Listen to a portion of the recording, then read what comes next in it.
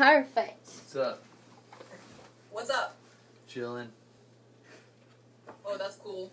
I'm chilling too, I guess. You look pretty. Thank you, too.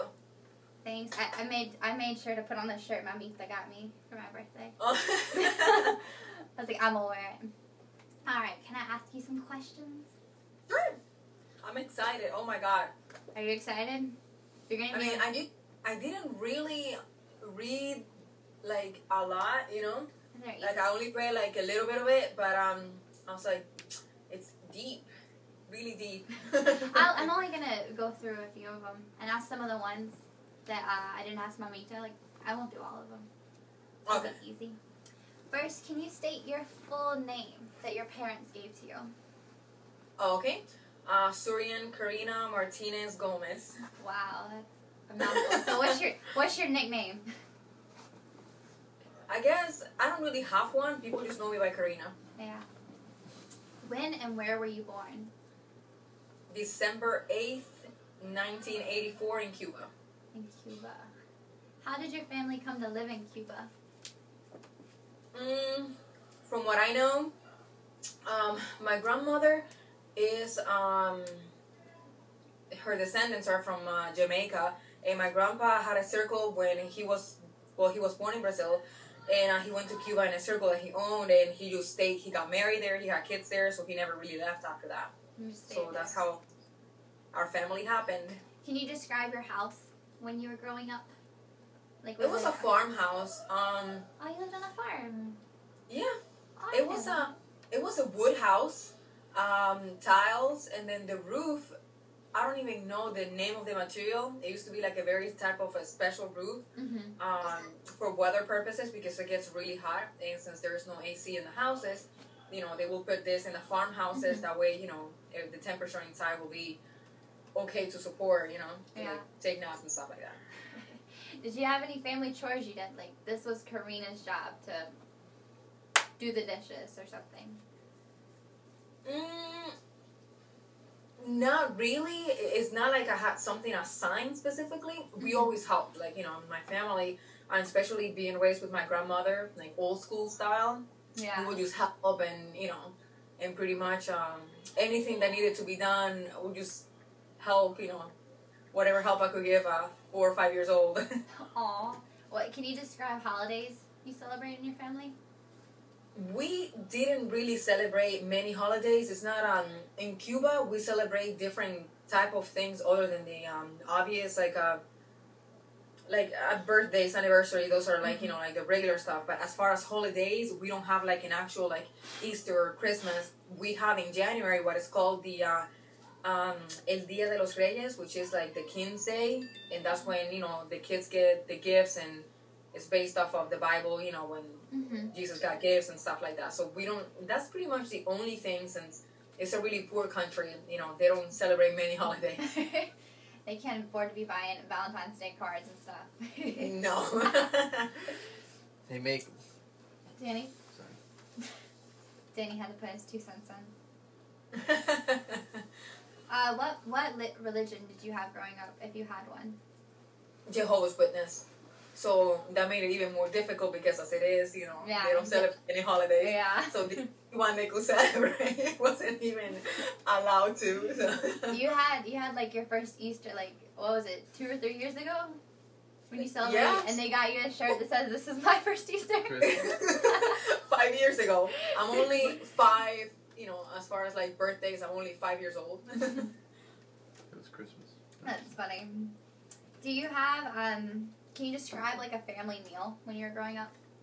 Like, is there something the you just typical have? Cuban food was con gris, which is black beans with rice.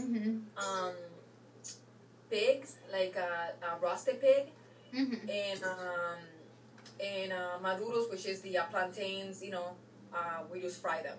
So that's like the most typical and food that you know Cubans are known for. So. Usually, that will be pretty much every weekend. Really? And who is your oldest relative, like, growing up? Like, did you have, like, a great-grandma, like, running around the house? Or, probably not running, but...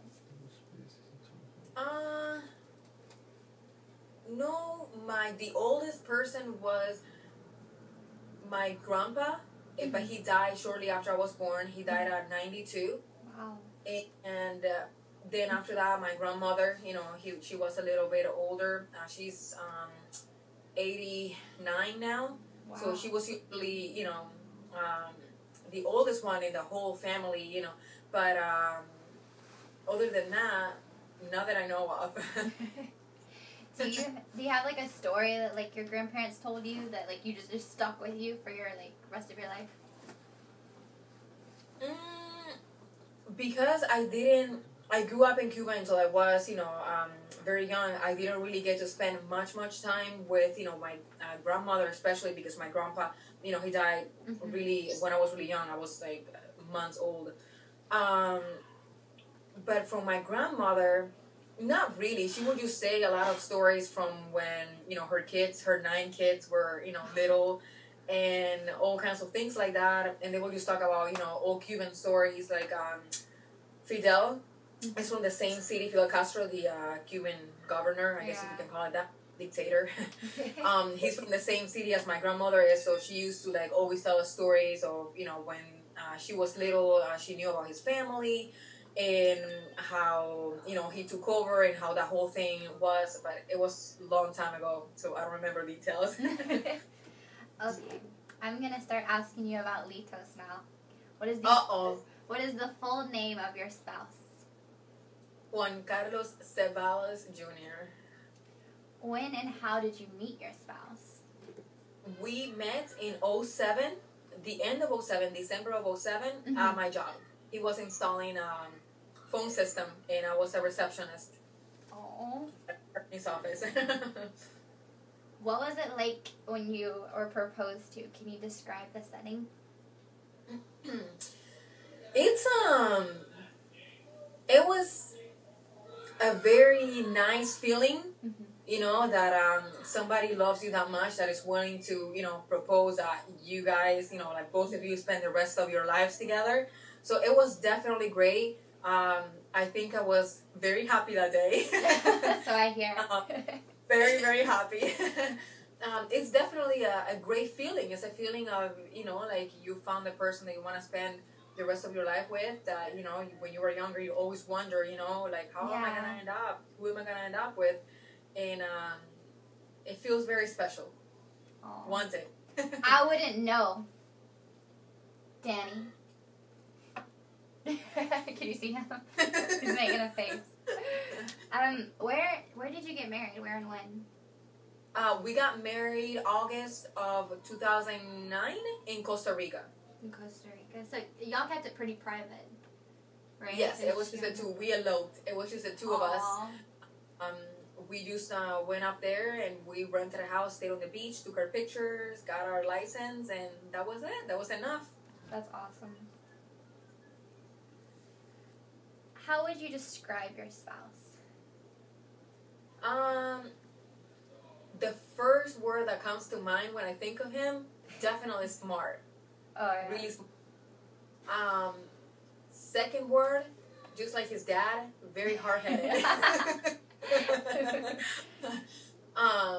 Smart, caring, because of a situation that we've been going through lately, definitely he cares. Very considerate, very oriented, and very organized. Oh, yeah, definitely. What do you feel like is the key to a successful marriage? Oh, we had to talk about this. And we both agreed that communication and forgiveness. Very combined. It's definitely the key. I mean, thing is, like, when people get married, and even for people that don't get married but are living together, communication is the key. There's no, communicating everything, how you feel, and express it, even if it doesn't come out the right way at first, but but then you express your point, and then you apologize, and you say, you know what, sorry, I meant to say it this way, but this is how I feel. Then at least you let it out. There's no excuse for later on saying, well, I didn't know you felt that way. And then forgiveness is because, obviously as humans, we're never going to be happy 100% with whatever the other person does, and especially, us coming from a different background and everything. So, we just have to forgive the little stupid things and move on. Has there been any, like, complete, like, just miscommunications just because you're Cuban and he's Peruvian. Like, something that you took one way, he meant another way, that was just so, and it just solely on your culture was how? Not so much on the culture, because I think Spanish people, you know, every country is very different. You know, Peruvians are completely different than Cubans and Dominicans and all, you know, countries. However, even though we are so different in a way, we're very alike. Yeah. It's weird to explain, but you know, so not so much culture wise. I think it was more of my own personal, you know, I was so different before meeting him. I didn't celebrate anything. I didn't, you know, I was a complete church girl, you know, God girl. So it was very hard for me to make that transformation from not celebrating anything or not doing anything to adapting to, you know, starting to do all these things. Yeah. So and that the miscommunication, you know, like in between, sometimes I didn't mean it, like I didn't want to go to family meetings, but it just made me feel, you know, like guilty because I didn't want to disappoint my church. Yeah. I understand. What accomplishments are you most proud of?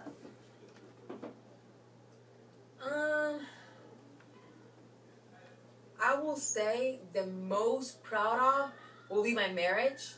I think I definitely, you know, got a great guy, and I'm very proud, and you know, I definitely feel 100% happy, I can say.